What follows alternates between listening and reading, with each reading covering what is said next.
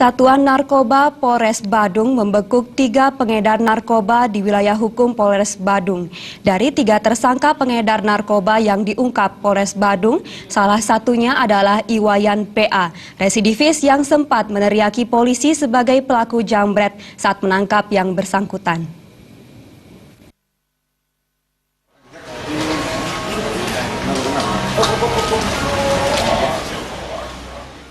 Iwayan PA merupakan pengedar narkoba jenis sabu yang telah menjadi incaran Sat Narkoba Polres Badung. Iwayan PA yang merupakan residivis narkoba dan sudah 2 kali masuk BUID ditangkap Sat Narkoba Polres Badung di Jalan Pendidikan Banjar Geraha Kerti Sidakarya, Denpasar Selatan. Saat ditangkap, tersangka akan melakukan transaksi dengan pembelinya. Namun belum sempat bertransaksi, ia dibekuk Sat Narkoba Polres Badung. Pada saat penangkapan terhadap dirinya, ia melarikan diri dan sempat meneriaki polisi sebagai pelaku jambret, sehingga perhatian masyarakat sekitar tertuju pada petugas kepolisian. Dari tangan pelaku, polisi menemukan 1 paket sabu dengan berat keseluruhan 5 gram yang terbungkus plastik. Kapolres Badung AKBP Yudit Satria Hananta didampingi Kasat Narkoba Polres Badung AKP Joko Haryadi mengatakan, dalam seminggu ini, Satuan Narkoba Polres Badung berhasil mengamankan 3 pelaku pengedar narkoba, yaitu Iwayan PA usia 41 tahun dengan barang bukti 5 gram sabu, AP usia 27 tahun dengan barang bukti 1 paket sabu seberat 0,66 gram, 1 linting rokok ganja seberat 0,87 gram, dan 1 paket ganja seberat 6,78 gram.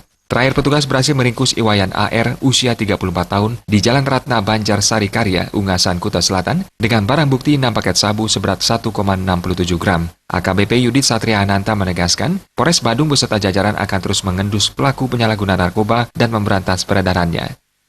3 orang di pengedar dan kami tangkap di 3 tempat berbeda dan di waktu yang berbeda. Jadi semuanya kita kenakan pasal tindak pidana. Untuk tersangka menawan barang masih kita dalami terus karena kita dapatkan juga HP dan catatan dari pembeli.